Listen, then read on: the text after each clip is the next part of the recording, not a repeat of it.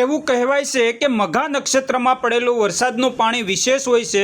કેટલાક લોકો તેને સ્વસ્થતા સાથે જોડે છે, કેટલાક લોકો તેને આરોગ્ય સાથે જોડે છે અને કેટલાક તો એવું પણ માને છે કે આ પાણી પીવાથી શરીરની અનેક તકલીફો દૂર થઈ જશે। પણ સવાલ એ કે શું ખરેખર મઘા નક્ષત્રનું પાણી સામાન્ય વરસાદના પાણી કરતાં અલગ હોય છે? શું આ પાણીમાં ખરેખર ઔષધીય ગુણ છે? શું તેને એકત્ર કરીને પીવાથી શરીરને કોઈ ખાસ ફાયદો થાય છે? અને સૌથી મહત્વની વાત, આપણી પરંપરા શું કહે છે, વિજ્ઞાન શું કહે છે? આજના વિડીયોમાં આપણે આ વાતોને ખૂબ જ સરળ ભાષામાં સમજવાના છીએ। નમસ્કાર મિત્રો, જય શ્રી કૃષ્ણ, રાધે રાધે, હર હર મહાદેવ। આ વિડીયોમાં કોઈ પરંપરાનું ખંડન કરવા માટે નથી, કોઈ અંધશ્રદ્ધાને પ્રોત્સાહન આપવા માટે પણ નથી। આપણી પરંપરામાં જે વાતો ચાલી આવી છે તેને સન્માન સાથે સમજવી અને સાથે આજના વિજ્ઞાનની નજરે પણ તેને જોવી આપણી જવાબદારી છે। તો ચાલો સૌથી પહેલાં સમજીએ કે મઘા નક્ષત્ર શું છે। ભારતીય જ્યોતિષ પરંપરામાં આકાશને 27 નક્ષત્રોમાં વહેંચવામાં આવ્યું છે। તેમાંનું એક છે મઘા નક્ષત્ર। જૈન ધર્મમાં એક સૂત્ર પ્રમાણે જગતમાં જેટલા પ્રકારના જળ જોવા મળે છે તે પૈકી ઉત્તમ જળ વરસાદનું જળ છે। નદી, કૂવા, તળાવ કે બોરના પાણીમાં જાત જાતની અશુદ્ધિઓ ભરેલી હોય છે, પણ વરસાદનું જળ 100% શુદ્ધ હોવાથી તેને ઉત્તમ જળ ગણવામાં આવ્યું છે। જેમને વરસાદના જળની કિંમતની ખબર નથી હોતી તેઓ બોટલમાં પેક કરેલું પીવાનું જળ 20 રૂપિયા લીટરના ભાવે ખરીદીને પીએ છે। આરો વોટરનું ઉત્પાદન કરવા માટે તેમાંના બધા ક્ષારો આરો સિસ્ટમનો ઉપયોગ કરીને કાઢી નાખવામાં આવે છે। તેમાં શરીર માટે જરૂરી ક્ષારો પણ નીકળી જાય છે, જેના કારણે સાંધાના દુખાવાના રોગો વધી રહ્યા છે। આજે 40 વર્ષની ઉંમર વટાવી ગયેલી મહિલાઓમાં મોટા પાયે સાંધાના દુખાવા જોવા મળે છે। તેનું કારણ આરો વોટર છે। સુપ્રીમ દ્વારા આરો વોટર પર પ્રતિબંધ મૂકવામાં આવ્યો હોવા છતાં તે છૂટથી વેચાય છે।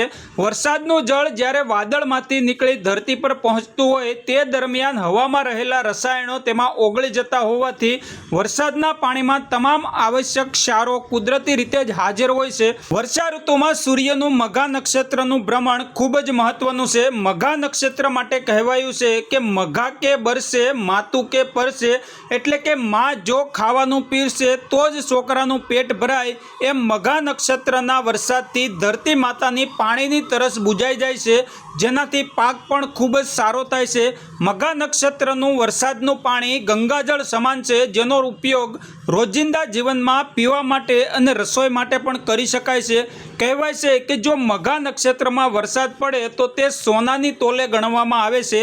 આ પાણીને વાસણમાં ભરી રાખો તો પણ તેમાં કીડા પડતા નથી। આ મઘા નક્ષત્રનું સંગ્રહ કરેલું વરસાદનું પાણી જો બાળકોને પીવડાવવામાં આવે તો તેના પેટમાં જો કચરો હોય તો તે સાફ થઈ જાય છે। મઘાનું પાણી ગંગાજળ સમાન છે, તેને આખું વર્ષ ભરી રાખવામાં આવે તો પણ એવું ને એવું જ રહે છે અને કોઈ પણ રીતે બગડતું નથી। જો તમારા ઘરમાં ભૂગર્ભ ટાંકો ન હોય તો પણ 1000 કે 2000 લીટર પાણીની ટાંકી વસાવી તેમાં વરસાદના પાણીનો સંગ્રહ કરી શકાય છે। તેમાં દૈનિક રસોઈ રાંધવાથી રસોઈ સ્વાદિષ્ટ અને પૌષ્ટિક બનશે। ખંભાત જેવા પ્રાચીન નગરોમાં દરેક ઘરોમાં વરસાદી પાણીના સંગ્રહ માટે મોટા ટાંકાઓ હતા અને હાલમાં પણ અમુક ઘરોમાં આવા ટાંકાઓ જોવા મળે છે, જેમાં ખંભાતવાસીઓ વરસાદી પાણીનો સંગ્રહ કરતા અને આખું વર્ષ તેનો ઉપયોગ કરતા આવ્યા છે। સુરતમાં જેમાં કોઈ વસવાટ ન કરતા હોય તેવા જૂના મકાનો તોડવામાં આવે ત્યારે તેમાં ભૂગર્ભમાં વરસાદના પાણીવાળા ટાંકા મળી આવે છે। તેમાં દાયકાઓ જૂનું પાણી પણ શુદ્ધ અને પીવાલાયક જોવા મળે છે। મુંબઈ નજીક આવેલી 2000 વર્ષ જૂની કાન્હેરી ગુફામાં પણ વરસાદના પાણીના ટાંકા જોવા મળે છે। આ ટાંકામાં પાણી ભરવા માટે પહાડના ઢાળ પર નિકો બનાવવામાં આવતી હતી। આ ટાંકાનું કોઈ ધ્યાન ન રાખતું હોવા છતાં તેમાં આપોઆપ પાણી ભરાય છે, જેનો ઉપયોગ પીવા માટે કરી શકાય છે। એક પૌરાણિક માન્યતા પ્રમાણે ચાતક પક્ષી આખું વર્ષ તરસ્યું રહે છે અને મઘાના વરસાદનું જ પાણી પીવે છે। ઘણા લેખોમાં ચંદ્રના નક્ષત્રનું મઘાનું પાણી સંગ્રહ કરવાનું જણાવવામાં આવેલું છે। હકીકતમાં ચંદ્ર નહીં પણ સૂર્ય જ્યારે મઘા નક્ષત્રમાં ભ્રમણ કરે ત્યારે જે વરસાદ વરસે તે પાણી મહત્વનું છે। આ વર્ષે મઘા નક્ષત્રમાં સૂર્યનું ભ્રમણ તારીખ 17/8/2026 થી 30/8/2026 સુધી રહેશે। આ 14 દિવસમાં આપ જેટલો પણ વરસાદી પાણીનો સંગ્રહ કરી શકતા હોય તેટલો કરી લેજો। અગાસીમાં કે ખુલ્લા મેદાનમાં તાંબા, પિત્તળ, કાંસા અથવા તો માટલા એવી રીતે મૂકો કે આ મઘાનો મોંઘો વરસાદ સીધો જ આપના મૂકેલા પાત્રોમાં ભરાઈ જાય। આ પાણીનો ઉપયોગ શું શું કરી શકાય? આંખોના કોઈ પણ રોગોમાં 2 ટીપા નાખી શકાય। પેટના કોઈ પણ દર્દમાં મઘાનું પાણી પીવું ઉત્તમ છે।